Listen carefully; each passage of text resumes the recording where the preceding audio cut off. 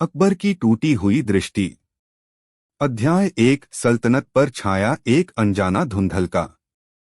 दिल्ली की सल्तनत शहंशाह जलालुद्दीन मोहम्मद अकबर के न्यायप्रिय और दूरदर्शी शासन में अपनी स्वर्ण आभा बिखेर रही थी।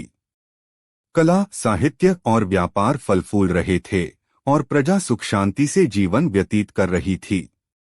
अकबर का दरबार न केवल अपनी भव्यता के लिए बल्कि अपने नवरत्नों की बुद्धिमत्ता के लिए भी प्रसिद्ध था, जिनमें बीरबल का स्थान सर्वोपरि था। उनकी हाजिर जवाबी, पैनी दृष्टि और किसी भी जटिल समस्या को चुटकियों में सुलझा देने की अद्भुत क्षमता ने उन्हें शहंशाह का परमप्रिय और प्रजा का नायक बना दिया था। लेकिन एक सुबह जब सूरज की पहली किरणें आगरा के किले पर पड़ी तो सल्तनत पर एक अप्रत्याशित और रहस्यमयी संकट का साया मंडराने लगा। यह संकट तलवारों या विद्रोह का नहीं बल्कि स्वयं शहंशाह अकबर की दृष्टि से जुड़ा था। उस सुबह जब अकबर अपने शयन कक्ष में जागे तो उन्हें दुनिया कुछ धुंधली सी लगी। पहले तो उन्होंने इसे नींद का खुमार समझा, लेकिन जब उन्होंने अपनी पसंदीदा पेंटिंग को देखने की कोशिश की जो उनके कक्ष की दीवार पर टंगी थी, तो उन्हें उसके रंग और बारीकियां स्पष्ट दिखाई नहीं दीं। सब कुछ जैसे एक हल्के कोहरे में लिपटा हुआ था। शहंशाह चिंतित हो उठे। उन्होंने अपनी आंखों को मला, पानी के छींटे मारे, लेकिन धुंधलका कम नहीं हुआ। जब वे दरबार के लिए तैयार होने लगे तो उन्हें अपने वस्त्रों के रंग भी फीके और अस्पष्ट लग रहे थे। उन्हें अपने सलाहकारों और सेवकों के चेहरे भी ठीक से पहचानने में कठिनाई हो रही थी। दरबार में पहुंचने पर स्थिति और भी विकट हो गई। दीवान-ए-आम की भव्यता, मंत्रियों के चेहरे, दूर बैठे गुहार लगाने वालों की आकृतियां, सब कुछ जैसे एक सपने की तरह अस्पष्ट था। शहंशाह को अपने सिंहासन तक पहुंचने के लिए भी अपने अंगरक्षकों का सहारा लेना पड़ा, जो उन्होंने पहले कभी नहीं किया था। यह खबर जंगल की आग की तरह फैली। पूरे दरबार में कानाफूसी शुरू हो गई। शहंशाह सलामत को क्या हुआ है? क्या उनकी आंखें कमजोर हो गई हैं? क्या यह किसी बीमारी का लक्षण है? अकबर ने अपनी परेशानी को छिपाने की बहुत कोशिश की, लेकिन उनकी हरकतों और उनके चेहरे पर छाई चिंता ने सब कुछ बयां कर दिया। वे महत्वपूर्ण दस्तावेजों पर हस्ताक्षर करने में कठिनाई महसूस कर रहे थे और दरबार की चर्चाओं को समझने के लिए उन्हें पहले से कहीं अधिक ध्यान केंद्रित करना पड़ रहा था। शाही हकीम अब्दुल को तुरंत बुलाया गया। हकीम साहब ने शहंशाह की आंखों की गहन जांच की। उन्होंने विभिन्न प्रकार की रोशनियों में उनकी दृष्टि को परखा, उनसे सवाल पूछे और विभिन्न जड़ी बूटियों के लेप उनकी आंखों पर लगाए। लेकिन कई घंटों की मशक्कत के बाद भी हकीम अब्दुल किसी निश्चित नतीजे पर नहीं पहुंच सके। आलमपनाह, हकीम अब्दुल ने चिंतित स्वर में कहा, आपकी आंखों में कोई बाहरी चोट या संक्रमण नहीं दिख रहा है। नाड़ी भी सामान्य है। यह धुंधलका किसी अज्ञात कारण से है। मुझे और जांच करने और प्राचीन ग्रंथों का अध्ययन करने की आवश्यकता होगी। यह सुनकर अकबर की चिंता और बढ़ गई। उनकी दृष्टि, जो हमेशा इतनी पैनी और दूरदर्शी रही थी, आज उन्हें धोखा दे रही थी। एक शासक के लिए उसकी दृष्टि अत्यंत महत्वपूर्ण होती है, न केवल दुनिया को देखने के लिए बल्कि अपनी प्रजा की जरूरतों को समझने, अपने शत्रुओं की चालों को भांपने और न्याय करने के लिए भी। यदि उनकी दृष्टि ही कमजोर हो गई तो वे सल्तनत का कामकाज कैसे संभालेंगे? मीर कासिम, जो हमेशा बीरबल से ईर्ष्या रखता था और खुद को अधिक योग्य समझता था, मन ही मन प्रसन्न हो रहा था। उसे लगा कि शहंशाह की यह कमजोरी उसे आगे बढ़ने का मौका दे सकती है। उसने दबे स्वरों में अन्य दरबारियों से कहना शुरू कर दिया, लगता है शहंशाह सलामत अब बूढ़े हो रहे हैं। शायद उन्हें अब सल्तनत की बागडोर किसी युवा और सक्षम व्यक्ति को सौंप देनी चाहिए। बीरबल, जो अब तक शांत खड़े पूरी स्थिति का अवलोकन कर रहे थे, उनके चेहरे पर गहरी चिंता और सहानुभूति का भाव था। वे जानते थे कि शहंशाह के लिए यह कितनी बड़ी पीड़ा का क्षण है। वे यह भी समझ रहे थे कि शहंशाह की यह टूटी हुई दृष्टि केवल एक शारीरिक समस्या नहीं है, बल्कि इसका सल्तनत की स्थिरता और भविष्य पर भी गहरा असर पड़ सकता है। बीरबल अकबर ने क्षीण स्वर में कहा, उनकी आवाज में हताशा और निराशा झलक रही थी। तुम्हारी क्या राय है? यह मेरे साथ क्या हो रहा है? क्या मैं अब कभी ठीक से देख नहीं पाऊंगा? बीरबल शहंशाह के पास गए, उनके कंधे पर हाथ रखा और धीमे आश्वस्त स्वर में कहा, जहां पनाह, आप हिम्मत न हारें। हर समस्या का कोई न कोई समाधान अवश्य होता है। हकीम साहब अपनी पूरी कोशिश कर रहे हैं और मैं भी अपनी बुद्धि और विवेक से इस रहस्य को सुलझाने का प्रयास करूंगा। हमें विश्वास है कि आपकी दृष्टि जल्द ही पहले की तरह पैनी हो जाएगी। लेकिन बीरबल के मन में भी कई आशंकाएं थीं। शहंशाह की दृष्टि का यूं अचानक धुंधला हो जाना कोई सामान्य बात नहीं थी। क्या यह किसी गुप्त शत्रु की चाल थी? क्या किसी ने शहंशाह पर कोई काला जादू किया था? या यह किसी गंभीर अनजानी बीमारी का संकेत था? सल्तनत पर एक अनजाना धुंधलका छा गया था और इस धुंधलके का केंद्र थे स्वयं शहंशाह अकबर की टूटी हुई दृष्टि। बीरबल जानते थे कि उन्हें इस रहस्य की तह तक पहुंचना होगा, न केवल शहंशाह के स्वास्थ्य के लिए बल्कि पूरी सल्तनत की सुरक्षा और भविष्य के लिए भी। अध्याय 2, विभिन्न उपचार और बढ़ती निराशा। शहंशाह अकबर की दृष्टि का रहस्यमयी धुंधलका सल्तनत के लिए एक गंभीर चिंता का विषय बन गया था। शाही हकीम अब्दुल दिन रात प्राचीन ग्रंथों और चिकित्सा पद्धतियों का अध्ययन कर रहे थे, लेकिन उन्हें कोई ठोस कारण या प्रभावी उपचार नहीं मिल पा रहा था। उन्होंने विभिन्न प्रकार की जड़ी बूटियों के लेप, अर्क और भस्मों का प्रयोग किया। शहंशाह की आंखों पर गुलाब जल की पट्टियां बांधी गईं, उन्हें विशेष प्रकार के आहार पर रखा गया और उनके शयनकक्ष में सुगंधित धूप और हवन किए गए। दूरदराज के इलाकों से प्रसिद्ध वैद्यों और हकीमों को बुलाया गया, लेकिन कोई भी शहंशाह की दृष्टि को वापस लाने में सफल नहीं हो पा रहा था। गया। उन्होंने शहंशाह का हाथ थामा। जहां पनाह, आप धैर्य रखें। हम हार नहीं मानेंगे। कोई न कोई रास्ता अवश्य निकलेगा। बीरबल ने हकीम अब्दुल से पुनः विस्तार से बात की। हकीम साहब, उन्होंने कहा, क्या कोई ऐसी स्थिति हो सकती है जिसमें व्यक्ति की दृष्टि धीरे धीरे बिना किसी बाहरी लक्षण के धुंधली होती जाए? क्या कोई ऐसा विष या रसायन है जो ऐसा कर सकता है? हकीम अब्दुल ने कुछ देर विचार किया, फिर बोले, बीरबल जी, कुछ दुर्लभ प्रकार के विष ऐसे होते हैं जो धीरे धीरे तंत्रिका तंत्र पर असर करते हैं और दृष्टि को प्रभावित कर सकते हैं। लेकिन उनका पता लगाना बहुत मुश्किल होता है और उनके लक्षण भी इतने सामान्य होते हैं कि उन्हें पहचानना कठिन होता है। बीरबल के मन में एक नई आशंका ने जन्म लिया। क्या यह संभव था कि शहंशाह को धीमा जहर दिया जा रहा हो? और अगर हाँ, तो यह कौन कर रहा था और क्यों? उन्होंने अपनी जांच का दायरा और बढ़ा दिया। उन्होंने शाही खानसामों पर कड़ी निगरानी रखनी शुरू कर दी। शहंशाह के लिए बनने वाले हर व्यंजन की पहले गुप्त रूप से जांच की जाने लगी। लेकिन दिन बीतते जा रहे थे और शहंशाह की हालत में कोई सुधार नहीं हो रहा था। निराशा बढ़ती जा रही थी। दरबार का कामकाज लगभग ठप हो गया था। शहंशाह अब सार्वजनिक रूप से बहुत कम दिखाई देते थे। सल्तनत पर एक अनिश्चितता का बादल मंडरा रहा था।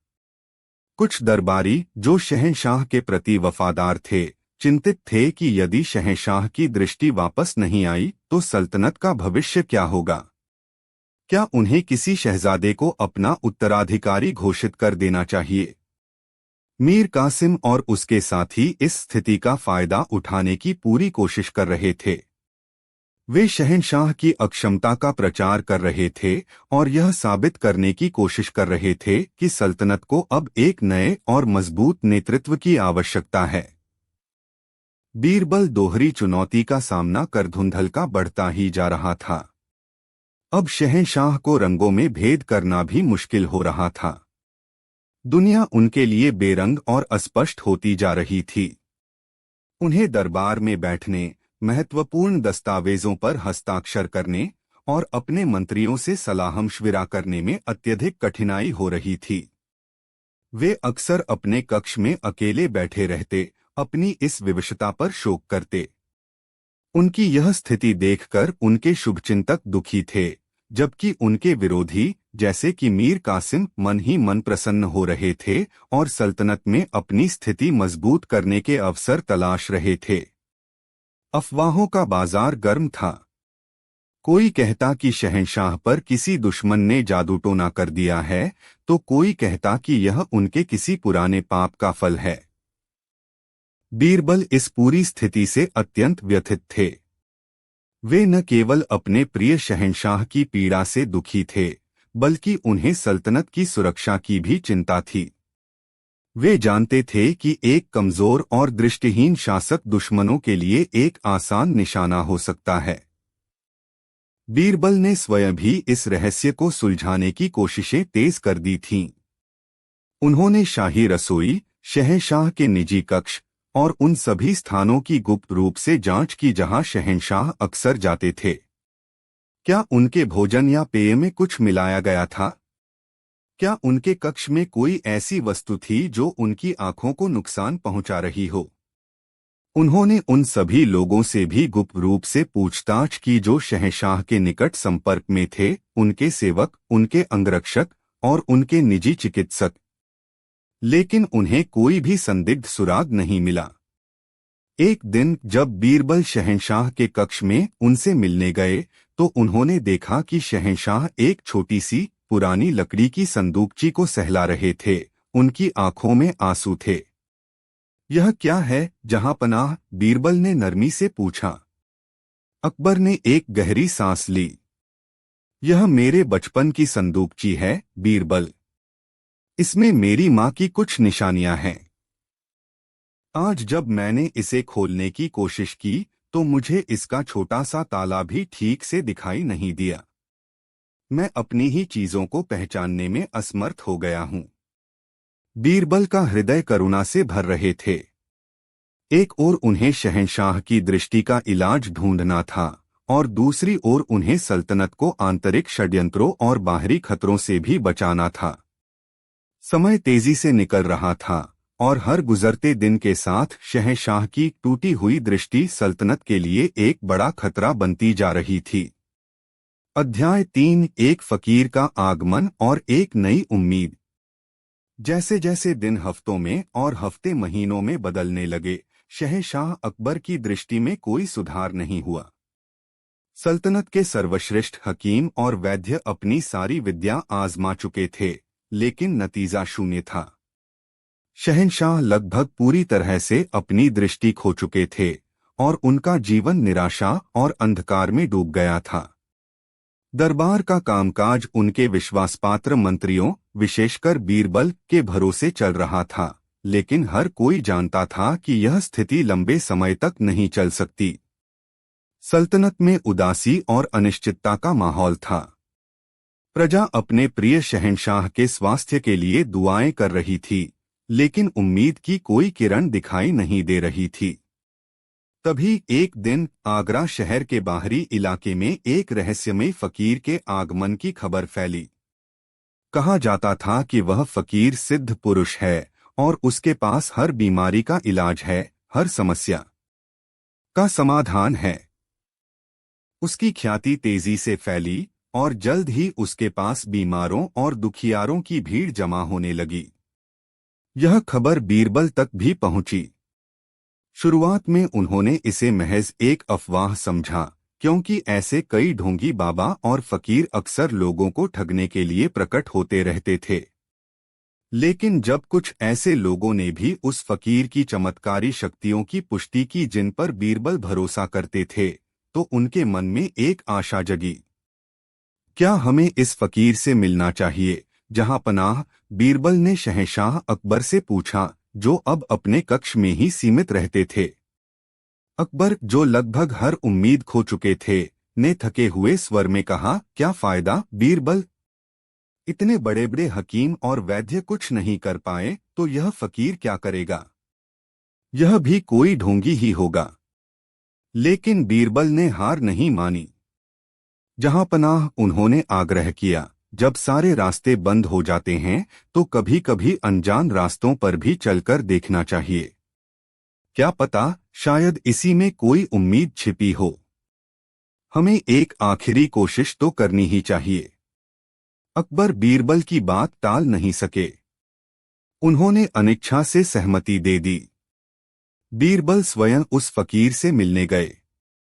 फकीर एक साधारण सी कुटिया में रहता था। उसके वस्त्र फटे पुराने थे और उसके चेहरे पर गहरी शांति और संतोष का भाव था। उसकी आंखें तेज और भेदक थीं, जैसे वे किसी के भी मन की बात पढ़ सकती हों। बीरबल ने फकीर को शहंशाह की समस्या के बारे में विस्तार से बताया। फकीर ने ध्यान से सब कुछ सुना, फिर कुछ देर आंखें बंद करके गहरे ध्यान में डूब गया। कुछ क्षणों बाद उसने आंखें खोलीं और कहा, तुम्हारे शहंशाह की आंखों में कोई शारीरिक रोग नहीं है। उनकी दृष्टि को किसी बाहरी शक्ति ने बांध दिया है, एक ऐसा बंधन जो धीरे धीरे उनकी आत्मा को भी अंधकार में धकेल रहा है।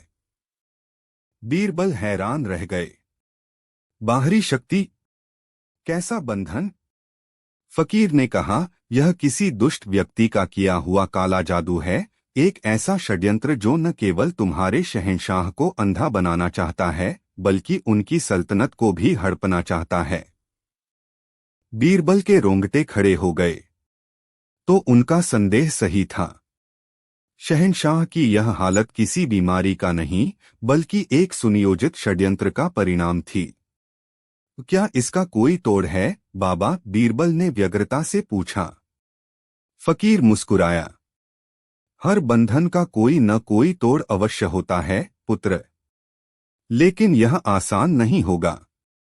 इसके लिए तुम्हारे शहंशाह को स्वयं एक कठिन परीक्षा से गुजरना होगा और तुम्हें उनकी सहायता करनी होगी।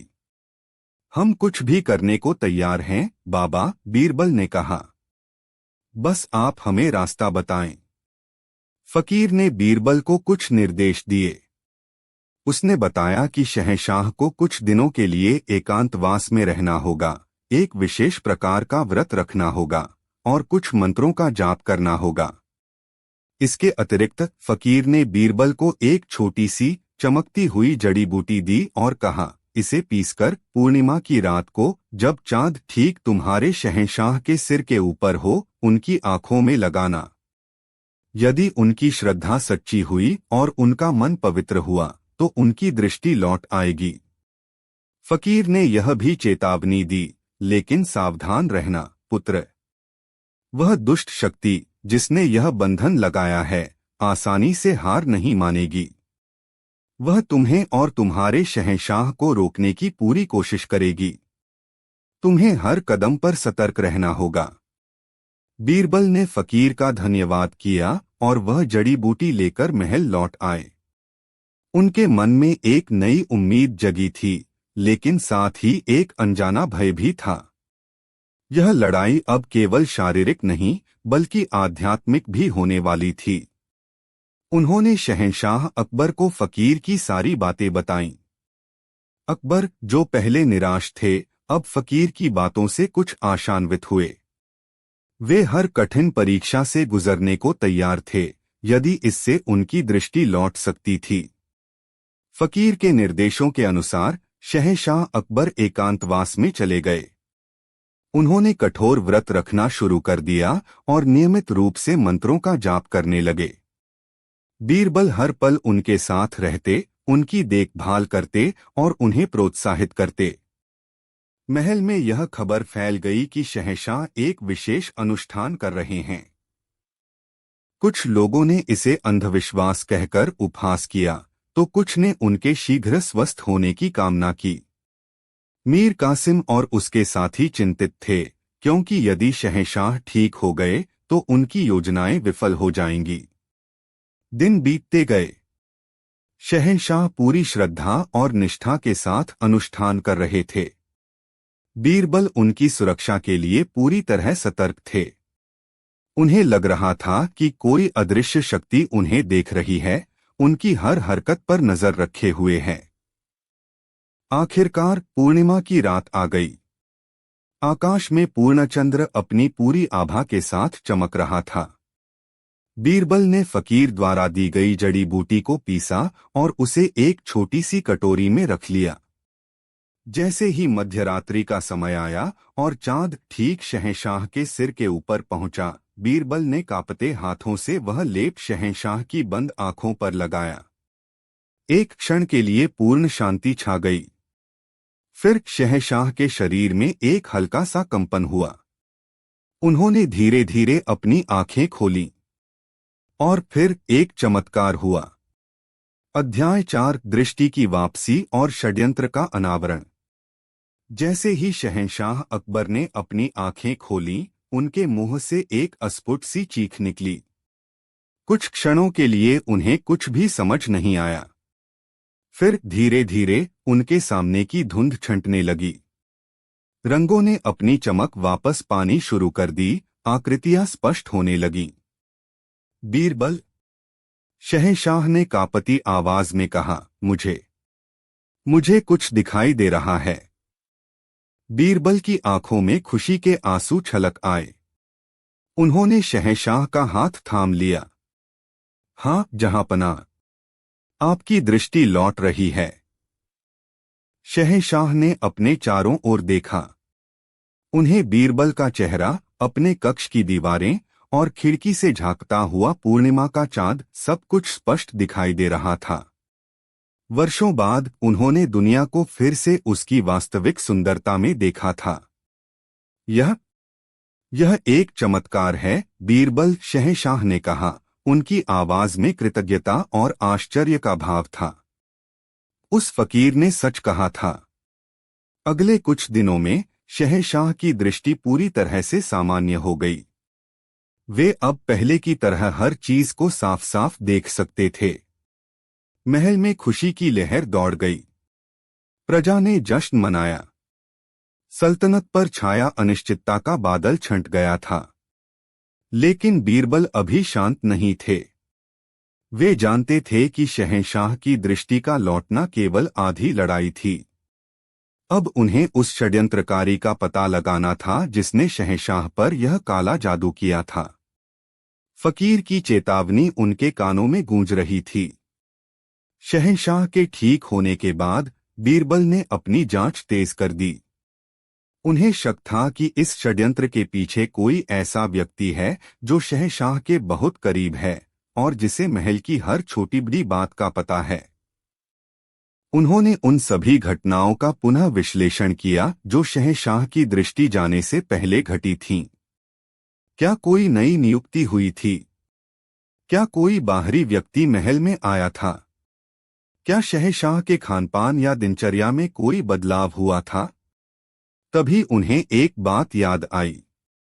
शहंशाह की दृष्टि जाने से कुछ हफ्ते पहले पड़ोसी राज्य रूमिस्तान से एक राजदूत कासिम पाशा एक विशेष संधि प्रस्ताव लेकर आया था। कासिम पाशा कई दिनों तक आगरा में रुका था और उसकी शहंशाह से कई मुलाकातें भी हुई थीं। बीरबल को कासिम पाशा का व्यवहार कुछ संदिग्ध लगा था। वह बहुत अधिक मीठा बोलता था और शहंशाह की अत्यधिक प्रशंसा करता था, जो स्वाभाविक नहीं लग रहा था। बीरबल ने अपने गुप्तचरों को रूमिस्तान भेजा और कासिम पाशा के बारे में जानकारी इकट्ठा करने का आदेश दिया। कुछ ही दिनों में चौंकाने वाली खबरें आईं। पता चला कि कासिम पाशा न केवल एक चतुर कूटनीतिज्ञ था, बल्कि काले जादू और सम्मोहन विद्या में भी माहिर था। रूमिस्तान का सुल्तान, जो मुगल सल्तनत से ईर्ष्या रखता था, काफी समय से अकबर को कमजोर करने की साजिश रच रहा था।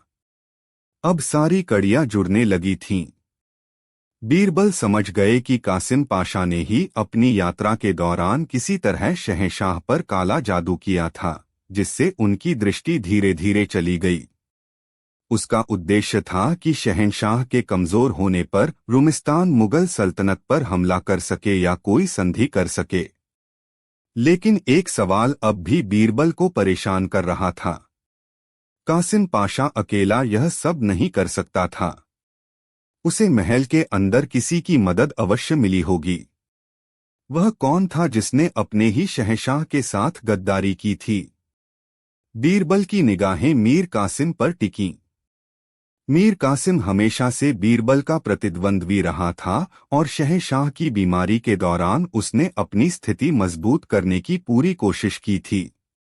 क्या यह संभव था कि मीर कासिम ने रुमिस्तान के साथ हाथ मिला लिया हो? बीरबल ने मीर कासिम पर कड़ी निगरानी रखनी शुरू कर दी। उन्होंने उसके हर कदम, हर मुलाकात पर नजर रखी और जल्द ही उन्हें वह सबूत मिल गया जिसकी उन्हें तलाश थी। एक रात बीरबल के गुप्तचरों ने मीर कासिम को रुमिस्तान के एक गुप्त एजेंट से मिलते हुए रंगे हाथों पकड़ लिया। उनके पास से कुछ ऐसे पत्र भी मिले जिनसे यह साबित होता था कि मीर कासिम रुमिस्तान के सुल्तान के लिए जासूसी कर रहा था और उसने ही कासिम पाशा को शहंशाह पर काला जादू करने में मदद की थी। बदले में उसे रुमिस्तान के सुल्तान ने सल्तनत में एक महत्वपूर्ण पद देने का वादा किया था। यह एक भयानक खुलासा था। शहंशाह का एक अपना ही मंत्री उनके खिलाफ इतने बड़े षड्यंत्र में शामिल था। अगले दिन बीरबल ने शहंशाह अकबर के सामने सारे सबूत पेश किए। शहंशाह यह सुनकर सन्न रह गए। उन्हें विश्वास नहीं हो रहा था कि मीर कासिम, जिस पर उन्होंने इतना भरोसा किया था, ऐसा कर सकता है। मीर कासिम को तुरंत गिरफ्तार कर लिया गया। जब उससे सख्ती से पूछताछ की गई तो उसने अपना अपराध स्वीकार कर लिया। उसने बताया कि कैसे उसने लालच और महत्वाकांक्षा में अंधे होकर अपने ही शहंशाह और अपनी ही सल्तनत के साथ गद्दारी की। शहंशाह अकबर का हृदय दुहक और क्रोध से भर गया। उन्होंने मीर कासिम को देशद्रोह के अपराध में कठोर दंड देने का आदेश दिया। रुमिस्तान के सुल्तान को भी एक कड़ा संदेश भेजा गया, जिसमें उसे भविष्य में ऐसी किसी भी हरकत से बाज आने की चेतावनी दी गई। इस प्रकार शहंशाह अकबर की टूटी हुई दृष्टि का रहस्य पूरी तरह से खुल गया। यह न केवल एक शारीरिक समस्या थी, बल्कि एक गहरा और भयावह षड्यंत्र भी था, जिसे बीरबल ने अपनी बुद्धिमत्ता, धैर्य और उस रहस्यमयी फकीर की मदद से बेनकाब कर दिया था। अध्याय 5 न्याय का प्रकाश और बुद्धिमत्ता की विजय। मीर कासिम और उसके साथी षड्यंत्रकारियों के पकड़े जाने और उन्हें उनके अपराधों की सजा मिलने के बाद सल्तनत में शांति और स्थिरता लौट आई। शहंशाह अकबर की दृष्टि पूरी तरह से ठीक हो चुकी थी और वे पहले की तरह ही ऊर्जा और उत्साह के साथ सल्तनत का कामकाज देख रहे थे। इस पूरी घटना ने शहंशाह अकबर और उनके दरबारियों को कई महत्वपूर्ण सबक सिखाए। पहला सबक था कि शारीरिक स्वास्थ्य के साथ साथ मानसिक और आध्यात्मिक स्वास्थ्य का भी ध्यान रखना कितना आवश्यक है। शहंशाह की दृष्टि का जाना केवल एक शारीरिक समस्या नहीं थी, बल्कि यह एक बाहरी नकारात्मक शक्ति का प्रभाव भी था, जिसका मुकाबला केवल दवाओं से नहीं, बल्कि आत्मबल और सकारात्मक ऊर्जा से भी किया जा सकता था। दूसरा सबक था कि अपने आसपास के लोगों पर आंख बंद करके भरोसा नहीं करना चाहिए। मीर कासिम जैसे लोग जो बाहर से वफादार दिखते हैं, अंदर से कितने खतरनाक हो सकते हैं, यह इस घटना ने स्पष्ट कर दिया था। शहंशाह ने अपनी आंतरिक सुरक्षा व्यवस्था को और भी मजबूत करने का आदेश दिया। तीसरा और सबसे महत्वपूर्ण सबक था बीरबल की बुद्धिमत्ता, निष्ठा और धैर्य का महत्व। बीरबल ने न केवल शहंशाह की दृष्टि वापस लाने में महत्वपूर्ण भूमिका निभाई, बल्कि एक बड़े और खतरनाक षड्यंत्र को भी बेनकाब किया, जिससे सल्तनत को भारी नुकसान हो सकता था।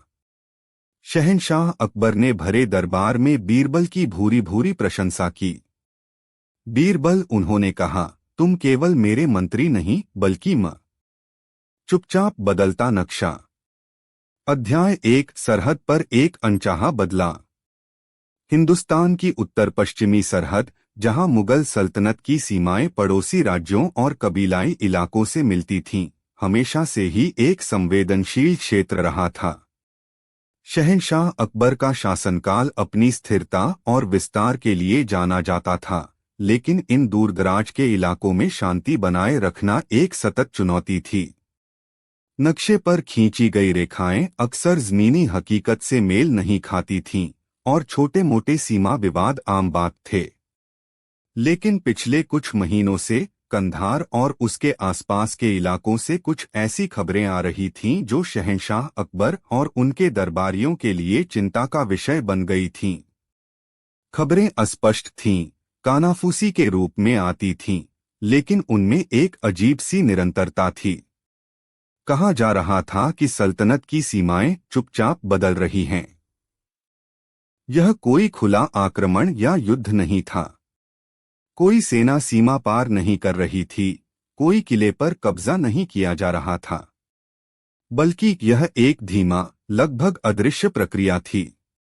सीमा पर लगे पुराने पत्थर, जो सदियों से सीमांकन का काम करते थे, रहस्यमय तरीके से अपनी जगह से कुछ गज या कभी कभी कुछ फरलांग सल्तनत की भूमि के अंदर खिसक जाते थे।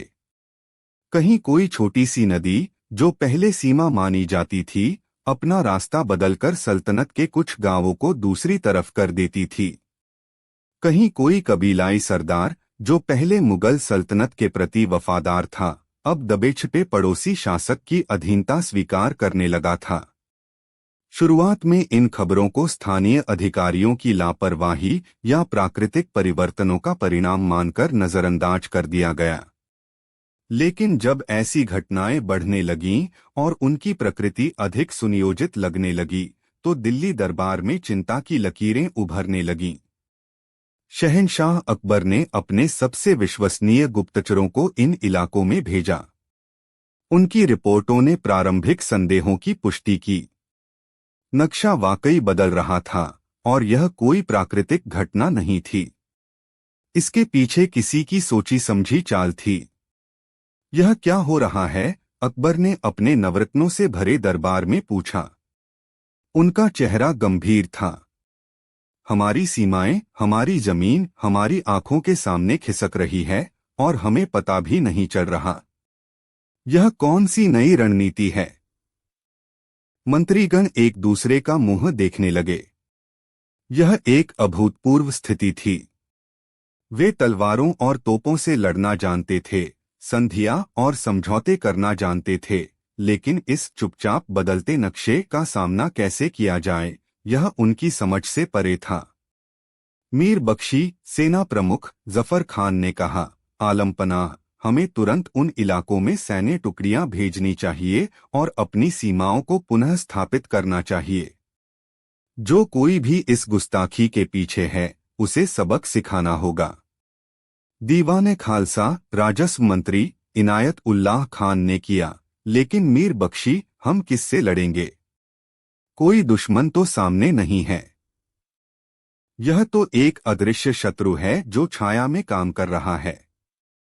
यदि हमने बिना सोचे समझे सैन्य कार्रवाई की, तो हम निर्दोष लोगों को नुकसान पहुंचा सकते हैं और स्थिति को और बिगाड़ सकते हैं। दरबार में बहस छिड़ गई। कुछ सैन्य कार्रवाई के पक्ष में थे, तो कुछ कूटनीतिक समाधान की वकालत कर रहे थे। लेकिन कोई भी इस रहस्यमयी समस्या का ठोस हल नहीं सुझा पा रहा था। तभी सबकी निगाहें बीरबल पर टिकीं, जो अब तक शांत बैठे पूरी चर्चा सुन रहे थे। उनके चेहरे पर एक गहरी सोच की झलक थी, जैसे वे किसी जटिल पहेली के टुकड़ों को जोड़ने की कोशिश कर रहे हों। बीरबल, अकबर ने कहा, इस मामले पर तुम्हारी क्या राय है? यह चुपचाप बदलता नक्शा क्या बला है, और इससे कैसे निपटा जाए? बीरबल ने शहंशाह को अदब से सलाम किया। जहांपनाह, उन्होंने कहा, यह समस्या जितनी जटिल दिखती है, उतनी ही सूक्ष्म भी है। यह तलवारों से नहीं बल्कि बुद्धि और चतुराई से लड़ी जाने वाली लड़ाई है। जो कोई भी यह कर रहा है वह बहुत चालाक है। वह जानता है कि खुला टकराव मुगल सल्तनत के लिए महंगा पड़ेगा, इसलिए वह इस तरह की छाया युद्ध की रणनीति अपना रहा है। तो हम क्या करें? बीरबल अकबर ने पूछा। क्या हम हाथ पर हाथ धरे बैठे रहें और अपनी जमीन खोते रहें? बीरबल मुस्कुराए, एक ऐसी मुस्कान जिसमें आत्मविश्वास और रहस्य दोनों झलकता था। नहीं जहांपनाह, हम हाथ पर हाथ धरे नहीं बैठेंगे। हम भी उसी भाषा में जवाब देंगे जिस भाषा में हमारा अदृश्य शत्रु हमसे बात कर रहा है। हम भी नक्शे बदलेंगे, लेकिन हमारी चालें उससे भी अधिक सूक्ष्म और प्रभावी होंगी। दरबार में सन्नाटा छा गया। बीरबल क्या कहना चाह रहे थे? वे कौन से नक्शे बदलने की बात कर रहे थे? मुझे कुछ समय चाहिए जहांपनाह, बीरबल ने कहा। मुझे उन सरहदी इलाकों का दौरा करना होगा, वहां के लोगों से मिलना होगा और ज़मीनी हकीकत को अपनी आंखों से देखना होगा। मुझे उस अदृश्य शत्रु की रणनीति को समझना होगा, तभी हम उसका मुकाबला कर पाएंगे। अकबर ने बीरबल पर हमेशा की तरह भरोसा जताया। तुम्हें पूरी छूट है बीरबल, तुम जो चाहो करो, लेकिन इस चुपचाप बदलते नक्शे का सिलसिला रुकना चाहिए और हमारी सल्तनत की 1 इंच जमीन भी किसी और के हाथ में नहीं जानी चाहिए। बीरबल ने हामी भरी। उनके सामने एक नई और अनोखी चुनौती थी। यह युद्ध मैदानों में नहीं बल्कि नक्शों, सूचनाओं और लोगों के दिलों में लड़ा जाना था। और बीरबल अपनी बुद्धिमत्ता और चतुराई के हथियार लेकर इस अदृश्य शत्रु का सामना करने के लिए तैयार थे। सल्तनत का भविष्य अब बीरबल के कंधों पर था और चुपचाप बदलता नक्शा उनके लिए एक ऐसी पहेली थी जिसे सुलझाना नितांत आवश्यक था। अध्याय 2, बीरबल की सरहदी यात्रा और ज़मीनी हकीकत। शहंशाह अकबर से अनुमति मिलने के बाद बीरबल ने बिना किसी देरी के अपनी सरहदी यात्रा की तैयारी शुरू कर दी। उन्होंने कोई लावलश्कर या शाही तामझाम साथ नहीं लिया। वे एक साधारण व्यापारी के भेष में अपने कुछ सबसे भरोसेमंद और चतुर गुप्तचरों के साथ उन प्रभावित इलाकों की ओर निकल पड़े। उनका उद्देश्य था कि वे बिना किसी की नजर में आए ज़मीनी हकीकत को समझ सकें और लोगों के मन की बात जान सकें। उनकी यात्रा लंबी और कठिन थी। वे उबड़-खाबड़ पहाड़ी रास्तों से गुजरे, घने जंगलों को पार किया और दूर-दराज के गांवों में रुके। उन्होंने स्थानीय लोगों, किसानों, चरवाहों, व्यापारियों और कबीलाई सरदारों से बातचीत की। वे उनकी भाषा बोलते, उनके साथ भोजन करते और उनकी समस्याओं को ध्यान से सुनते। शुरुआत में लोग उनसे खुलकर बात करने में झिझकते थे। उन्हें डर था कि वे किसी सरकारी जासूस से बात कर रहे हैं और सच बोलने पर उन्हें कोई परेशानी हो सकती है। लेकिन बीरबल का मिलनसार स्वभाव, उनकी सादगी और उनकी बातों में छिपी सहानुभूति ने धीरे धीरे लोगों का विश्वास जीत लिया। बीरबल ने पाया कि स्थिति वास्तव में गंभीर थी। सीमा पर लगे पत्थर सचमुच खिसकाए जा रहे थे। यह काम इतनी सफाई और चालाकी से किया जाता था कि पहली नजर में किसी को शक भी नहीं होता था। कुछ स्थानीय लोग, जिन्हें लालच दिया गया था या डराया धमकाया गया था, इस काम में मदद कर रहे थे। के विश्वास। उन्होंने यह भी देखा कि पड़ोसी राज्य परवान का शासक सुल्तान मीर वाइज इस पूरे षड्यंत्र के पीछे था। मीर वाइज एक महत्वाकांक्षी और चालाक शासक था। वह जानता था कि वह सीधे मुगल सल्तनत से टक्कर नहीं ले सकता, इसलिए उसने यह छाया युद्ध शुरू किया था।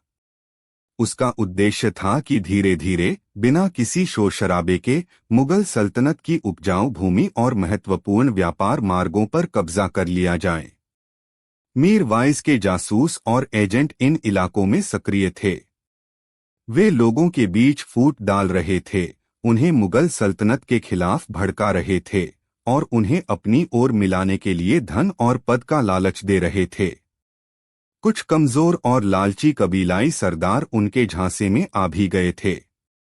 बीरबल ने उन गांवों का भी दौरा किया जो रहस्यमय तरीके से नदी का रास्ता बदलने के कारण दूसरी तरफ चले गए थे। वहां के लोग भ्रमित और डरे हुए थे। उन्हें समझ नहीं आ रहा था कि वे अब किस सल्तनत के नागरिक हैं। परवान के अधिकारी उन पर अपना शासन थोपने की कोशिश कर रहे थे, जबकि मुगल अधिकारी उन तक पहुंच नहीं पा रहे थे। एक शाम बीरबल एक दूरस्थ गांव में एक बूढ़े किसान रहमत चाचा के घर रुके। रहमत चाचा उस इलाके के सबसे सम्मानित व्यक्तियों में से एक थे और उन्हें ज़मीनी हकीकत की गहरी समझ थी। चाचा, बीरबल ने पूछा, यह सब क्या हो रहा है? हमारी जमीनें कैसे खिसक रही हैं? रहमत चाचा ने एक गहरी सांस ली। बेटा, उन्होंने कहा, यह सब मीर वाइस की चाल है। वह हमारी जमीन ही नहीं, हमारे दिल भी जीतना चाहता है। वह जानता है कि अगर लोग उसके साथ हो गए तो जमीन अपने आप उसकी हो जाएगी। लेकिन लोग उसका साथ क्यों दे रहे हैं? बीरबल ने पूछा। क्या वे मुगल सल्तनत से खुश नहीं हैं? रहमत चाचा ने कहा, कुछ लोग लालच में हैं, कुछ डर में, और कुछ ऐसे भी हैं जिन्हें लगता है कि दिल्ली बहुत दूर है और उनकी समस्याओं को सुनने वाला कोई नहीं। मीर वाइज उन्हें झूठे सपने दिखा रहा है, बेहतर जीवन का वादा कर रहा है। बीरबल ने रहमत चाचा की बातों को ध्यान से सुना। उन्हें समझ आ गया कि यह लड़ाई केवल जमीन की नहीं बल्कि लोगों और निष्ठा की भी है। केवल सैन्य शक्ति से इस चुपचाप बदलते नक्शे को नहीं रोका जा सकता। इसके लिए लोगों का दिल जीतना होगा। उन्हें यह विश्वास दिलाना होगा कि मुगल सल्तनत उनकी अपनी सल्तनत है और उनकी भलाई चाहती है। बीरबल ने कई दिनों तक उन इलाकों में घूम घूम कर जानकारी इकट्ठा की। उन्होंने मीर वाइस की रणनीति, उसके एजेंटों के नेटवर्क और स्थानीय लोगों की कमजोरियों और आकांक्षाओं को समझने की कोशिश की। उन्होंने गुप्त रूप से कुछ ऐसे वफादार लोगों का एक नेटवर्क भी तैयार किया जो उन्हें भविष्य में महत्वपूर्ण सूचनाएं दे सकें।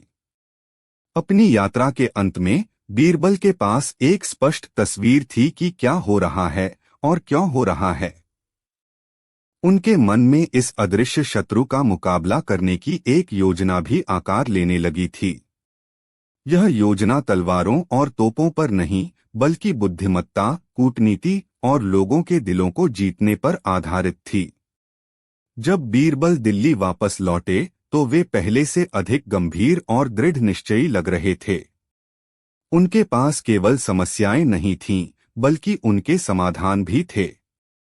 और वे जानते थे कि चुपचाप बदलते नक्शे को रोकने के लिए अब उन्हें कुछ साहसिक और अप्रत्याशित कदम उठाने होंगे। अध्याय 3, बीरबल की जवाबी रणनीति और बोलते नक्शे। दिल्ली लौटकर बीरबल ने सबसे पहले शहंशाह अकबर को अपनी सरहदी यात्रा के विस्तृत निष्कर्षों और अवलोकनों से अवगत कराया। उन्होंने बताया कि कैसे सुल्तान मीर वाइज एक सोची समझी रणनीति के तहत बिना किसी सीधे टकराव के मुगल सल्तनत की सीमाओं को धीरे धीरे खिसका रहा है और स्थानीय लोगों के मन में भ्रम और असंतोष पैदा कर रहा है। जहांपनाह, बीरबल ने कहा, मीर वाइज बहुत चालाक है। वह जानता है कि सैन्य शक्ति में वह हमारा मुकाबला नहीं कर सकता, इसलिए वह छाया युद्ध का सहारा ले रहा है। वह हमारी जमीन पर नहीं बल्कि हमारे लोगों के विश्वास पर हमला कर रहा है। यदि हमने केवल सैन्य बल का प्रयोग किया तो हम उसके जाल में फंस जाएंगे और स्थिति और बिगड़ सकती है। तो फिर हमें क्या करना चाहिए? बीरबल अकबर ने पूछा। उनके चेहरे पर चिंता और अधीरता दोनों थी। बीरबल मुस्कुराए, एक रहस्यमयी मुस्कान। जहांपनाह, हमें उसी की भाषा में जवाब देना होगा, लेकिन हमारी चालें उससे भी अधिक सूक्ष्म और प्रभावी होंगी। वह नक्शे बदल रहा है तो हम भी नक्शे बदलेंगे। लेकिन हमारे नक्शे केवल लकीरें नहीं होंगे, वे बोलते नक्शे होंगे। बोलते नक्शे। दरबार में बैठे सभी मंत्री हैरान रह गए। यह कैसी पहेली थी? बीरबल ने अपनी योजना विस्तार से बताई। सबसे पहले उन्होंने कहा, हमें उन सरहदी इलाकों में अपनी उपस्थिति और प्रशासन को मजबूत करना होगा। हमें वहां ऐसे काबिल और निष्ठावान अधिकारी भेजने होंगे जो स्थानीय लोगों की समस्याओं को समझें और उनका तुरंत समाधान करें। हमें सड़कें बनवानी होंगी, कुएं खुदवाने होंगे और स्कूलों और अस्पतालों की व्यवस्था करनी होगी। जब लोगों को लगेगा कि सल्तनत उनकी परवाह करती है, तो वे किसी बाहरी बहकावे में नहीं आएंगे। दूसरी बात, बीरबल ने जारी रखा, हमें सूचना का एक मजबूत नेटवर्क बनाना होगा। मीरवाइज झूठ और अफवाहें फैलाकर लोगों को गुमराह कर रहा है। हमें सच को लोगों तक पहुंचाना होगा। हम स्थानीय भाषाओं में पर्चे छपवाएंगे, लोक कलाकारों और गायकों के माध्यम से सल्तनत की उपलब्धियों और न्यायप्रियता का प्रचार करेंगे। हम बोलते नक्शे बनाएंगे, ऐसे नक्शे जो न केवल सीमाओं को दिखाएंगे बल्कि उन इलाकों में सल्तनत द्वारा किए गए विकास कार्यों को भी दर्शाएंगे। और तीसरी और सबसे महत्वपूर्ण बात, बीरबल ने अपनी आवाज में दृढ़ता लाते हुए कहा, हमें मीरवाइज के घर में ही सेंध लगानी होगी। हमें उसके दरबार में, उसकी सेना में और उसके कबीलाई सहयोगियों के बीच अपने गुप्तचर भेजने होंगे। हमें उसकी योजनाओं की अग्रिम जानकारी हासिल करनी होगी और उसके षड्यंत्रों को विफल करना होगा। हमें उन कबीलाई सरदारों को अपनी ओर मिलाना होगा जो अभी भी दुविधा में हैं या मीरवाइज के दबाव में हैं। हम उन्हें सुरक्षा, सम्मान और आर्थिक सहायता का आश्वासन देंगे। बीरबल की योजना साहसिक और व्यापक थी। इसमें सैन्य कार्रवाई का कोई सीधा उल्लेख नहीं था, बल्कि यह कूटनीति, विकास, सूचना, युद्ध और गुप्तचरी का एक मिलाजुला रूप थी। कुछ दरबारी, विशेषकर मीर बख्शी, इस योजना से पूरी तरह सहमत नहीं थे। उन्हें लगता था कि यह बहुत धीमी और अप्रत्यक्ष रणनीति है। बीरबल जी, मीर बख्शी ने कहा, यह सब करने में बहुत समय लगेगा। तब तक तो मीरवाइज और न जाने कितनी जमीन हड़प लेगा। हमें कुछ कठोर कदम उठाने चाहिए। बीरबल ने शांति से जवाब दिया, मीर बख्शी जी, जल्दबाजी में उठाया गया कदम अक्सर नुकसानदायक होता है। मीरवाइज चाहता है कि हम उत्तेजित होकर कोई गलती करें। हमें धैर्य और बुद्धिमत्ता से काम लेना होगा। यह लड़ाई तलवारों की नहीं, दिमाग की है। शहंशाह अकबर बीरबल की योजना से प्रभावित हुए। उन्हें लगा कि बीरबल ने समस्या की जड़ को समझा है और उसका एक स्थायी समाधान सुझाया है। ठीक है बीरबल, उन्होंने कहा, तुम्हारी योजना को मंजूरी दी जाती है। तुम्हें जो भी संसाधन चाहिए वे तुम्हें उपलब्ध कराए जाएंगे, लेकिन हमें परिणाम शीघ्र चाहिए। बीरबल ने तुरंत अपनी योजना पर काम करना शुरू कर दिया। उन्होंने सबसे पहले उन सरहदी इलाकों के लिए नए और ऊर्जावान प्रशासकों का चयन किया। इन प्रशासकों को स्पष्ट निर्देश दिए गए कि वे स्थानीय लोगों के साथ घुल मिल कर रहें, उनकी समस्याओं को सुनें और सल्तनत की नीतियों को प्रभावी ढंग से लागू करें। निर्माण कार्य तेजी से शुरू हो गए। नई सड़कें बनने लगीं, सिंचाई के लिए नहरें खोदी जाने लगीं और गांवों में स्कूल और दवाखाने खुलने लगे। लोगों को पहली बार महसूस हुआ कि दिल्ली दरबार उनकी परवाह करता है। बोलते नक्शे तैयार किए गए। ये बड़े बड़े रंगीन नक्शे थे जिनमें न केवल सल्तनत की सीमाओं को स्पष्ट रूप से दर्शाया गया था, बल्कि उन इलाकों में चल रहे विकास कार्यों, जैसे कि नई सड़कें, स्कूल, अस्पताल और सिंचाई परियोजनाएं को भी चित्रों और सरल भाषा में समझाया गया था। इन नक्शों को गांवों के चौपालों और बाजारों में लगाया गया ताकि हर कोई उन्हें देख सके और समझ सके। लोक कलाकारों, कवियों और कथावाचकों की मंडलियां उन इलाकों में भेजी गईं। वे अपनी कला के माध्यम से लोगों को मुगल सल्तनत की महानता, शहंशाह अकबर के न्याय और बीरबल की बुद्धिमत्ता के किस्से सुनाते। वे मीर वाइस के झूठे प्रचार का खंडन करते और लोगों को एकता और वफादारी का संदेश देते। इसके साथ ही बीरबल का गुप्तचर नेटवर्क भी सक्रिय हो गया। उनके जासूस मीर वाइस के दरबार और उसके सहयोगियों के बीच फैल गए। वे मीर वाइस की हर योजना, हर चाल की खबर दिल्ली तक पहुंचाने लगे। बीरबल ने उन कबीलाई सरदारों से भी संपर्क साधा जो मीर वाइस के दबाव में थे। उन्होंने उन्हें मुगल सल्तनत की ओर से सुरक्षा और सहायता का वचन दिया। बीरबल की यह बहुआयामी रणनीति धीरे धीरे रंग लाने लगी। लोगों का विश्वास मुगल सल्तनत के प्रति बढ़ने लगा।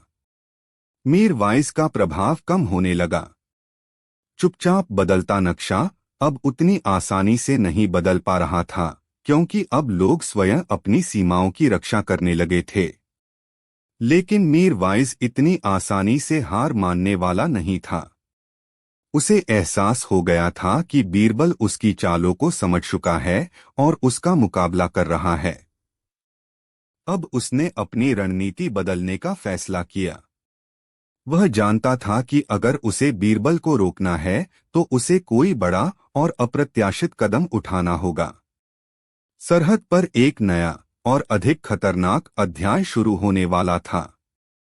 अध्याय 4, मीर वाइस की नई चाल और बीरबल का प्रतिघात। बीरबल की जवाबी रणनीति, विशेषकर बोलते नक्शे और विकास कार्यों ने सरहदी इलाकों में मुगल सल्तनत की स्थिति को मजबूत करना शुरू कर दिया था।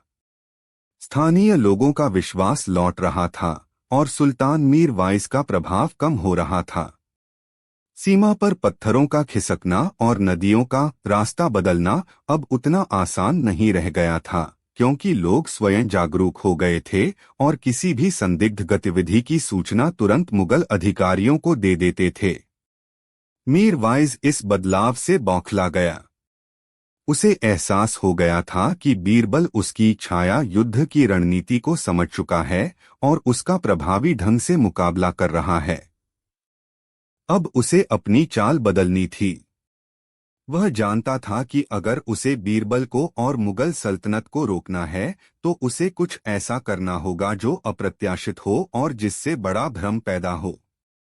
मीर वाइस ने एक नई और अधिक खतरनाक योजना बनाई। उसने अपने सबसे चालाक जासूसों और एजेंटों को एक विशेष मिशन पर भेजा। उनका काम था कि वे मुगल सल्तनत के अंदर, विशेषकर उन सरहदी इलाकों में, झूठे सीमा विवाद और संघर्ष पैदा करें। वे अलग अलग गांवों और कबीलों के बीच पुरानी रंजिशों को हवा देंगे, जमीन और पानी के छोटे मोटे झगड़ों को बढ़ा चढ़ाकर पेश करेंगे और ऐसा माहौल बनाएंगे जिससे लगे कि मुगल सल्तनत अपने ही नागरिकों के बीच न्याय नहीं कर पा रही है और आंतरिक कलह से जूझ रही है। उसका उद्देश्य दोहरा था। पहला, इससे मुगल अधिकारियों का ध्यान असली सीमा समस्या से हटकर इन आंतरिक झगड़ों को सुलझाने में लग जाएगा। दूसरा, इससे स्थानीय लोगों के मन में यह भ्रम पैदा होगा कि मुगल सल्तनत कमजोर हो रही है और उनकी रक्षा करने में असमर्थ है, जिससे वे मीर वाइस की ओर देखने को मजबूर हो जाएंगे। मीर वाइस के एजेंटों ने अपना काम शुरू कर दिया। जल्द ही सरहदी इलाकों से अजीबोगरीब खबरें आने लगीं। दो पड़ोसी गांवों के बीच सदियों पुरानी चरागाह की सीमा को लेकर अचानक हिंसक झड़प हो गई। एक कबीले ने दूसरे कबीले पर पानी चोरी का आरोप लगाकर हमला कर दिया। कुछ व्यापारियों ने शिकायत की कि उनके माल को लूट लिया गया है और इसके लिए उन्होंने प्रतिद्वंद्वी व्यापारियों के समूह को दोषी ठहराया। ये घटनाएं इतनी तेजी से और इतने व्यापक पैमाने पर होने लगीं कि स्थानीय मुगल अधिकारी भी हैरान रह गए। उन्हें समझ नहीं आ रहा था कि अचानक इतनी अशांति कैसे फैल गई। दीवान-ए-आम में फिर से चिंता का माहौल बन गया। यह क्या हो रहा है? शहंशाह अकबर ने पूछा। पहले सीमाएं खिसक रही थीं और अब हमारे अपने लोग आपस में लड़ रहे हैं। क्या हमारी सल्तनत बिखर रही है? मीर बख्शी ने फिर से सैन्य हस्तक्षेप की वकालत की। आलमपनाह, हमें इन उपद्रवियों को सख्ती से कुचलना होगा। यदि हमने नरमी बरती तो यह आग और फैलेगी। लेकिन बीरबल शांत थे। वे जानते थे कि यह मीर वाइस की नई चाल है। वह उन्हें ठीक उसी जाल में फंसाना चाहता था जिससे वे अब तक बचते आए थे, आंतरिक संघर्ष और सैन्य दमन का जाल। जहांपनाह, बीरबल ने कहा, यह अशांति स्वाभाविक नहीं है। इसके पीछे मीर वाइस का हाथ है। वह हमें आपस में लड़ाकर कमजोर करना चाहता है। यदि हमने सख्ती का रास्ता अपनाया तो हम निर्दोष लोगों को भी दंडित कर सकते हैं और मीर वाइस के उद्देश्य को ही पूरा करेंगे। तो फिर हम क्या करें? बीरबल अकबर ने पूछा। हम इन झगड़ों को कैसे रोकें? बीरबल ने कहा, हमें दोहरी रणनीति अपनानी होगी जहांपनाह। पहला, हमें इन तथाकथित विवादों की निष्पक्ष जांच करवानी होगी और दोषियों को न्याय के कठघरे में लाना होगा, चाहे वे कोई भी हों। इससे लोगों का न्याय व्यवस्था में विश्वास बढ़ेगा। दूसरा, हमें मीर वाइस के उन एजेंटों को पहचानना और पकड़ना होगा जो यह आग भड़का रहे हैं। बीरबल ने तुरंत अपने गुप्तचरों को और सक्रिय कर दिया। उन्होंने उन सभी विवादों की गहन जांच शुरू की। उन्होंने पाया कि अधिकांश मामलों में झगड़े बहुत छोटे और मामूली थे, जिन्हें जानबूझकर बढ़ाया गया था। हर झगड़े के पीछे कुछ ऐसे बाहरी तत्व थे जो आग में घी डालने का काम कर रहे थे। बीरबल ने एक चतुर योजना बनाई। उन्होंने घोषणा की कि शहंशाह अकबर स्वयं इन विवादों को सुनने और उनका निपटारा करने के लिए एक विशेष न्याय दरबार लगाएंगे, जो उन सरहदी इलाकों में ही आयोजित किया जाएगा। उन्होंने यह भी घोषणा की कि जो कोई भी इन झगड़ों को भड़काने वाले बाहरी तत्वों के बारे में ठोस जानकारी देगा, उसे भारी इनाम दिया जाएगा। यह घोषणा मीर वाइस के लिए एक बड़ा झटका था। उसे उम्मीद नहीं थी कि शहंशाह स्वयं इस मामले में हस्तक्षेप करेंगे। उसके एजेंटों में घबराहट फैल गई। दरबार में उग आया जादुई पौधा। अध्याय 1 अप्रत्याशित अंकुरण। आगरा का किला शहंशाह जलालुद्दीन मोहम्मद अकबर के गौरवशाली शासन का केंद्र अपनी भव्यता और राजनीतिक गहमागहमी के लिए प्रसिद्ध था। प्रतिदिन दरबार सजता, मंत्रीगण अपनी समस्याओं और सुझावों के साथ उपस्थित होते और न्याय की गुहार लगाने वालों की भीड़ लगी रहती। इस सब के बीच अकबर के नवरत्नों में सबसे प्रखर बीरबल अपनी बुद्धिमत्ता और हाजिर जवाबी से दरबार की शोभा बढ़ाते थे। लेकिन एक सुबह दरबार में कुछ ऐसा हुआ जिसने सभी को आश्चर्यचकित और थोड़ा भयभीत भी कर दिया। दीवान-ए-आम, जहां शहंशाह का सिंहासन था, उसके ठीक सामने संगमरमर के फर्श की दरारों से एक छोटा सा हरा भरा अंकुर फूटता हुआ दिखाई दिया। यह कोई साधारण अंकुर नहीं था। रात भर में यह इतना बड़ा हो गया था कि उसे अनदेखा करना असंभव था। उसके पत्ते चमकदार हरे थे और उसकी कोमल टहनियों पर अजीब से हल्के बैंगनी रंग के फूल खिलने लगे थे, जिनकी सुगंध पूरे दरबार में फैल गई थी। दरबारी हैरान थे। संगमरमर के कठोर फर्श पर, जहां मिट्टी का नामो निशान नहीं था, यह पौधा कैसे उग आया? और वह भी इतनी तेजी से? यह क्या है? शहंशाह अकबर ने अपने सिंहासन से उतरकर उस पौधे के पास आते हुए पूछा। उनके चेहरे पर आश्चर्य और जिज्ञासा का मिलाजुला भाव था। मंत्रीगण एक दूसरे का मुंह देखने लगे। किसी के पास कोई जवाब नहीं था। कोषाध्यक्ष रामदास ने झुककर पौधे को ध्यान से देखा। आलमपनाह, यह तो किसी चमत्कार से कम नहीं। इस कठोर पत्थर पर पौधा उगना, और वह भी इतनी तेजी से बढ़ना, यह कोई साधारण पौधा नहीं हो सकता। मीर कासिम, जो हमेशा बीरबल की लोकप्रियता से जलता था और खुद को अधिक बुद्धिमान साबित करने का कोई मौका नहीं छोड़ता था, तुरंत बोला, जहांपनाह, यह निश्चित रूप से कोई अपशकुन है। दरबार के मध्य में इस तरह का अस्वाभाविक पौधा उगना सल्तनत के लिए अशुभ संकेत है। इसे तुरंत उखाड़कर फेंक देना चाहिए। कुछ अन्य दरबारी जो अंधविश्वासी थे, मीर कासिम की बात से सहमत दिखे। उनके चेहरों पर भय स्पष्ट झलक रहा था। तभी बीरबल, जो अब तक शांत खड़े पूरी स्थिति का अवलोकन कर रहे थे, मुस्कुराए। मीर कासिम जी, इतनी जल्दी किसी निष्कर्ष पर पहुंचना बुद्धिमानी नहीं है। हर नई और असामान्य चीज अपशकुन नहीं होती। कभी कभी प्रकृति हमें ऐसे आश्चर्य दिखाती है जो हमारी समझ से परे होते हैं। अकबर ने बीरबल की ओर देखा। बीरबल, तुम्हारी क्या राय है? यह पौधा क्या हो सकता है? और यह यहाँ कैसे उगा? बीरबल पौधे के पास गए। उन्होंने उसके पत्तों को छुआ, उसके फूलों को सूंघा। उनके चेहरे पर गंभीरता थी, लेकिन भय नहीं। जहांपनाह, यह पौधा निश्चय ही अद्भुत है। इसकी वृद्धि की गति और इसके खिलने का ढंग सामान्य नहीं है। लेकिन इसे अपशकुन मानने से पहले हमें इसके बारे में और जानना चाहिए। और हम इसके बारे में कैसे जानेंगे? अकबर ने पूछा। क्या हमारे हकीम या वनस्पति शास्त्री इसके बारे में कुछ बता सकते हैं? शाही हकीम, हकीम अब्दुल और मुख्य माली चमन लाल को तुरंत बुलाया गया। दोनों ने पौधे का बारीकी से निरीक्षण किया, लेकिन वे भी हैरान रह गए। हकीम अब्दुल ने कहा, आलमपनाह, मैंने अपने जीवन में ऐसा पौधा कभी नहीं देखा। इसकी पत्तियां और फूल किसी भी ज्ञात औषधीय पौधे से मेल नहीं खाते। इसकी सुगंध भी अनोखी है। चमन लाल ने सहमति में सिर हिलाया। जहां पनाह, मैं वर्षों से बागवानी कर रहा हूं, लेकिन मैंने कभी पत्थर पर इतनी तेजी से उगने वाला पौधा नहीं देखा। इसके बीज यहां कैसे पहुंचे, यह भी एक रहस्य है।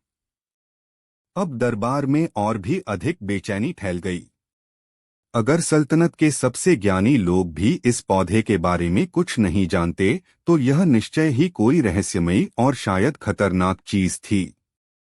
मीर कासिम ने फिर कहा, देखिए जहांपना, यह पौधा निश्चय ही किसी जादुई शक्ति का परिणाम है। और जादू अक्सर बुरे इरादों से किया जाता है। हमें इसे और समय नहीं देना चाहिए। इसे नष्ट कर देना ही उचित है। अकबर दुविधा में थे। एक ओर उनका तार्किक मन इसे महज एक प्राकृतिक कौतुक मानना चाहता था, दूसरी ओर दरबारियों का भय और पौधे की अस्वाभाविक वृद्धि उन्हें चिंतित कर रही थी। बीरबल, अकबर ने अंतिम निर्णय के लिए अपने सबसे भरोसेमंद सलाहकार की ओर देखा। तुम क्या कहते हो? क्या हमें इसे उखाड़ देना चाहिए? बीरबल कुछ देर चुप रहे। उनकी आंखें उस रहस्यमयी पौधे पर टिकी थीं।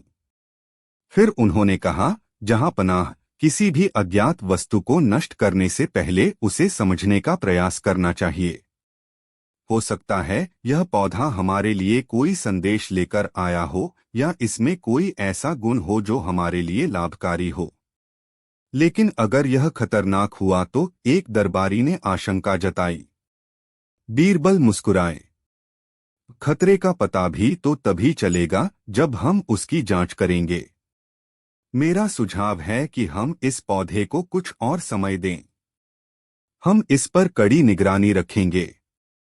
देखेंगे कि यह कैसे बढ़ता है, इसके क्या प्रभाव होते हैं। यदि यह किसी भी प्रकार से हानिकारक प्रतीत होता है, तो हम इसे तुरंत नष्ट कर देंगे। अकबर को बीरबल की बात में दम लगा। जल्दबाजी में कोई कदम उठाना ठीक नहीं था। ठीक है बीरबल, उन्होंने कहा, हम तुम्हारे सुझाव को मानते हैं। इस पौधे पर 24 घंटे पहरा रहेगा। तुम स्वयं इसकी निगरानी करोगे और हमें प्रतिदिन इसकी प्रगति के बारे में बताओगे। और इस प्रकार दीवान-ए-आम के मध्य में उगा वह रहस्यमयी पौधा दरबार की चर्चा का मुख्य विषय बन गया। कोई उसे जादुई कहता, कोई दैवीय, तो कोई शैतानी। लेकिन बीरबल के लिए वह एक पहेली थी जिसे सुलझाना उनकी अगली चुनौती थी। सल्तनत की निगाहें अब उस छोटे से पौधे और बीरबल की बुद्धिमत्ता पर टिकी थीं। अध्याय 2 पौधे का अद्भुत विकास और बढ़ती जिज्ञासा। शहंशाह अकबर के आदेशानुसार उस रहस्यमयी पौधे पर कड़ी निगरानी रखी जाने लगी। बीरबल स्वयं दिन में कई बार आकर उसका निरीक्षण करते। पौधा किसी भी सामान्य पौधे की तरह नहीं बढ़ रहा था, उसकी वृद्धि आश्चर्यजनक रूप से तेज थी। हर घंटे वह कुछ इंच बढ़ जाता और उसके पत्ते और भी घने और चमकदार हो जाते। पहले दिन के अंत तक वह छोटा सा अंकुर एक झाड़ी का रूप ले चुका था। उसके बैंगनी रंग के फूल अब और भी मोहक लग रहे थे और उनकी मीठी मादक सुगंध पूरे दीवानयाम में फैल गई थी। कुछ दरबारी उस सुगंध से सम्मोहित से हो जाते तो कुछ को उससे सिरदर्द होने लगता। दूसरे दिन पौधा और भी विशाल हो गया। उसकी शाखाएं चारों ओर फैलने लगीं और वह लगभग एक छोटे पेड़ जैसा दिखने लगा। सबसे आश्चर्यजनक बात यह थी कि उसके तने पर विभिन्न रंगों के रत्न जड़ित होने लगे थे, लाल, नीले, हरे, पीले, जो सूरज की रोशनी में चमकते तो इंद्रधनुषी छटा बिखेरते। यह देखकर दरबारियों का आश्चर्य और भय दोनों बढ़ गया। यह तो निश्चय ही कोई जादुई पौधा है, एक मंत्री ने कहा। इसके तने पर रत्न उग रहे हैं। ऐसा तो केवल कहानियों में होता है। मीर कासिम, जो अभी भी इस पौधे को अशुभ मानता था, शहंशाह के कान भरने लगा। आलमपनाह, यह पौधा अपनी असली प्रकृति दिखा रहा है। यह हमें अपनी चमकदमक से भ्रमित करना चाहता है। मुझे डर है कि यह कोई मायावी जाल है जो सल्तनत को संकट में डाल सकता है। अकबर भी चिंतित थे। पौधे का यह अलौकिक विकास सामान्य नहीं था। लेकिन बीरबल अब भी शांत थे। वे पौधे के हर बदलाव को ध्यान से देख रहे थे, नोट्स बना रहे थे और अपने गुप्तचरों के माध्यम से शहर में इस तरह के किसी भी पौधे या घटना के बारे में जानकारी इकट्ठा कर रहे थे। एक दिन बीरबल ने देखा कि कुछ पक्षी उस पौधे के फूलों का रस चूस रहे थे और उसके बाद वे असामान्य रूप से ऊर्जावान और प्रसन्नचित्त लग रहे थे। उन्होंने कुछ बीमार और कमजोर जानवरों को भी पौधे के पास लाकर देखा। कुछ जानवरों ने पौधे की पत्तियां खाईं और आश्चर्यजनक रूप से उनकी सेहत में सुधार होने लगा। बीरबल ने यह बात शहंशाह को बताई। जहां पनाह, ऐसा प्रतीत होता है कि इस पौधे में कुछ औषधीय गुण भी हैं। यह जानवरों पर सकारात्मक प्रभाव डाल रहा है। यह सुनकर कुछ दरबारियों का भय कम हुआ। यदि पौधा लाभकारी था तो शायद यह अपशकुन नहीं था। लेकिन पौधे का विकास यहीं नहीं रुका। तीसरे दिन उसके तने पर उगे रत्नों के बीच छोटे छोटे सोने और चांदी के सिक्के भी दिखाई देने लगे। यह देखकर तो पूरे दरबार में हंगामा मच गया। सोना, चांदी, यह पौधा तो धन बरसा रहा है, एक लालची दरबारी चिल्लाया। कुछ लोग पौधे के पास जाकर सिक्के तोड़ने की कोशिश करने लगे, लेकिन जैसे ही वे पौधे को छूते, उन्हें हल्का सा बिजली का झटका लगता और वे पीछे हट जाते। मीर कासिम ने इसे एक और चेतावनी बताया। देखिए जहांपनाह, यह पौधा हमें लालच में फंसा रहा है। यह हमें अपनी ओर आकर्षित करके नुकसान पहुंचाना चाहता है। शहंशाह अकबर अब गंभीर सोच में पड़ गए। यह पौधा उनकी समझ से परे था। यह सुंदर था, सुगंधित था, इसमें औषधीय गुण प्रतीत होते थे और यह धन भी दे रहा था। लेकिन इसकी उत्पत्ति रहस्यमयी थी और इसका विकास अलौकिक था। उन्होंने बीरबल से पूछा, बीरबल, अब तुम्हारी क्या राय है? क्या यह पौधा वरदान है या अभिशाप? बीरबल ने कहा, जहांपनाह, अभी कुछ भी कहना जल्दबाजी होगी। यह पौधा हमें कई विरोधाभासी संकेत दे रहा है। हमें और गहराई से इसकी जांच करनी होगी। मुझे लगता है कि इस पौधे का कोई मालिक है, कोई ऐसा व्यक्ति जिसने इसे यहाँ लगाया है या जो इसे नियंत्रित कर रहा है। लेकिन वह कौन हो सकता है? अकबर ने पूछा। और उसका उद्देश्य क्या हो सकता है? बीरबल ने कहा, यही तो हमें पता लगाना है जहांपना। मेरा अनुमान है कि यह पौधा एक परीक्षा है या शायद एक चुनौती। कोई हमारी बुद्धिमत्ता और हमारे चरित्र को परखना चाहता है। बीरबल ने शहंशाह से अनुमति मांगी कि वे उस पौधे के चारों ओर एक घेरा बना दें और किसी को भी उसके बहुत पास न जाने दें, जब तक कि वे इस रहस्य की तह तक न पहुंच जाएं। अकबर ने सहमति दे दी। पौधे का अद्भुत विकास जारी रहा। हर दिन वह कुछ नया और आश्चर्यजनक प्रस्तुत करता। कभी उसके फूलों का रंग बदल जाता, कभी उसकी सुगंध, कभी उस पर उगने वाले रत्नों और सिक्कों की संख्या बढ़ जाती। पूरा आगरा शहर इस जादुई पौधे की चर्चा कर रहा था। दूर दूर से लोग उसे देखने आने लगे थे, लेकिन किसी को भी उसके पास जाने की अनुमति नहीं थी। बीरबल दिन रात इसी गुत्थी को सुलझाने में लगे रहते। उन्होंने सल्तनत के सभी ज्योतिषियों, जादूगरों और साधु संतों से संपर्क किया, लेकिन कोई भी इस पौधे के बारे में कुछ नहीं बता सका। एक रात जब बीरबल अपने अध्ययन कक्ष में बैठे इस रहस्य पर विचार कर रहे थे, उन्हें एक पुराना किस्सा याद आया। एक ऐसा किस्सा जिसमें एक चतुर राजा ने अपने मंत्रियों की बुद्धिमत्ता और ईमानदारी परखने के लिए एक ऐसी ही मायावी पहेली रची थी। क्या यह पौधा भी किसी की रची हुई पहेली थी?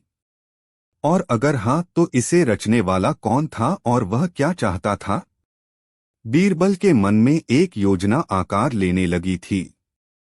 उन्हें लग रहा था कि वे इस रहस्य के करीब पहुंच रहे हैं। अध्याय 3 बीरबल की योजना और एक रहस्यमय आगंतुक। जैसे जैसे दिन बीतते गए, जादुई पौधा और भी भव्य और आकर्षक होता गया।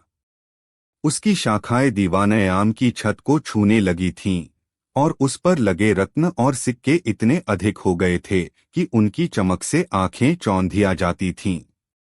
उसकी सुगंध अब और भी तीव्र और मादक हो गई थी, जो दरबारियों के मन में विभिन्न प्रकार की भावनाएं उत्पन्न कर रही थी, कुछ में लालच, कुछ में भय, कुछ में श्रद्धा और कुछ में गहरी जिज्ञासा। बीरबल ने अपनी योजना को अंतिम रूप दे दिया था। उन्हें विश्वास था कि यह पौधा किसी मानवीय करतूत का परिणाम है, न कि किसी दैवीय या शैतानी शक्ति का। और इस करतूत के पीछे कोई न कोई उद्देश्य अवश्य छिपा है। एक सुबह बीरबल ने शहंशाह अकबर के सामने अपनी योजना प्रस्तुत की। जहांपनाह, बीरबल ने कहा, मेरा मानना है कि यह पौधा हमें परखने के लिए यहाँ प्रकट हुआ है। कोई यह देखना चाहता है कि हम लालच, भय या अंधविश्वास के आगे घुटने टेकते हैं या अपनी बुद्धि और विवेक का प्रयोग करते हैं। तुम्हारी योजना क्या है? बीरबल अकबर ने पूछा। मेरी योजना सरल है, जहांपना। हम घोषणा करेंगे कि यह पौधा एक दैवीय चमत्कार है और यह सल्तनत के लिए सौभाग्य और समृद्धि लेकर आया है। हम एक भव्य उत्सव का आयोजन करेंगे और उस पौधे की पूजा करेंगे। हम यह भी घोषणा करेंगे कि पौधे से प्राप्त होने वाले सभी रत्न और सिक्के शाही खजाने में जमा किए जाएंगे और प्रजा की भलाई के लिए उपयोग किए जाएंगे। मीर कासिम ने तुरंत आपत्ति जताई। यह क्या कह रहे हो, बीरबल? अगर यह पौधा अशुभ हुआ तो इसकी पूजा करके हम और बड़ी मुसीबत को न्योता देंगे। बीरबल मुस्कुराए। मीर कासिम जी, यदि यह पौधा सचमुच दैवीय है तो हमारी पूजा से वह प्रसन्न होगा, और यदि यह किसी की चाल है तो हमारी इस घोषणा से वह व्यक्ति अवश्य सामने आएगा या कोई ऐसी हरकत करेगा जिससे उसका भेद खुल जाएगा। अकबर को बीरबल की योजना में समझदारी नजर आई। यह एक साहसिक कदम था, लेकिन इससे रहस्य खुलने की संभावना थी। उन्होंने बीरबल को अपनी योजना पर अमल करने की अनुमति दे दी। तुरंत पूरे शहर में मुनादी करवा दी गई कि दीवानयाम में उगा चमत्कारी पौधा एक दैवीय वरदान है। 3 दिन बाद एक भव्य उत्सव का आयोजन किया जाएगा, जिसमें शहंशाह स्वयं उस पौधे की पूजा करेंगे। पौधे से प्राप्त होने वाले सभी धन और रत्नों को प्रजा के कल्याण में लगाया जाएगा। यह खबर सुनकर प्रजा में खुशी की लहर दौड़ गई। लोग उस जादुई पौधे को देवी का रूप मानने लगे। लेकिन कुछ लोग ऐसे भी थे जो इस घोषणा से चिंतित या सशंकित थे। उत्सव की तैयारियां जोर शोर से शुरू हो गईं। दीवानयाम को फूलों और पताकाओं से सजाया गया। संगीतकारों और नर्तकों को बुलाया गया। लंगरों का आयोजन किया गया। बीरबल की आंखें हर किसी पर थीं। वे देखना चाहते थे कि इस घोषणा पर किसकी क्या प्रतिक्रिया होती है। उन्होंने देखा कि कुछ दरबारी, जो पहले पौधे से डर रहे थे, अब उसके प्रति श्रद्धा दिखाने लगे थे। कुछ लालची दरबारी मन ही मन पौधे से मिलने वाले धन का हिसाब लगा रहे थे। उत्सव से एक रात पहले, जब दीवानयाम में शांति थी और केवल पहरेदार गश्त कर रहे थे, एक रहस्यमय घटना घटी। एक पहरेदार ने देखा कि एक छायादार आकृति चुपके से दीवानयाम में दाखिल हुई और सीधे उस जादुई पौधे के पास गई। वह आकृति पौधे के चारों ओर कुछ कर रही थी, जैसे कुछ छिड़क रही हो या कोई मंत्र पढ़ रही हो। पहरेदार ने तुरंत बीरबल को सूचित किया। बीरबल, जो ऐसी किसी घटना की उम्मीद कर रहे थे, तुरंत कुछ सैनिकों के साथ मौके पर पहुंचे। जैसे ही वे दीवानयाम में दाखिल हुए, वह छायादार आकृति भागने की कोशिश करने लगी। सैनिकों ने उसे घेर लिया और पकड़ लिया। जब उस आकृति के चेहरे से नकाब हटाया गया, तो सभी हैरान रह गए। वह कोई और नहीं बल्कि सल्तनत का एक पुराना सेवानिवृत्त जादूगर इलियास खान था। इलियास खान अपनी जादुई कलाओं और जड़ी बूटियों के ज्ञान के लिए जाना जाता था, लेकिन कुछ साल पहले वह दरबार छोड़कर एकांतवास में चला गया था। इलियास खान, तुम यहाँ क्या कर रहे हो? बीरबल ने पूछा।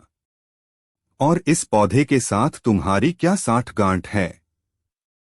इलियास खान, जो अब पकड़ा जा चुका था, घबराया हुआ था। उसने कांपती आवाज में कहा, यह पौधा मेरा है। मैंने ही इसे यहाँ उगाया है। यह सुनकर दरबार में मौजूद सभी लोग स्तब्ध रह गए। तो यह जादुई पौधा कोई दैवीय चमत्कार नहीं, बल्कि एक इंसान की बनाई हुई माया थी। अध्याय 4, रहस्य का अनावरण और जादूगर का उद्देश्य।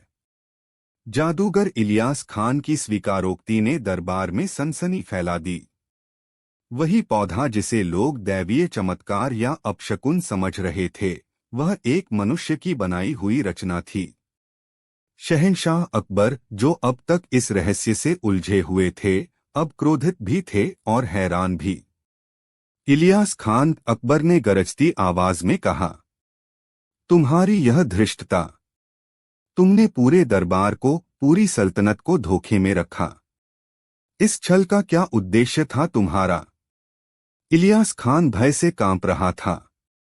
उसने हाथ जोड़कर कहा, गुस्ताखी माफ जहांपना।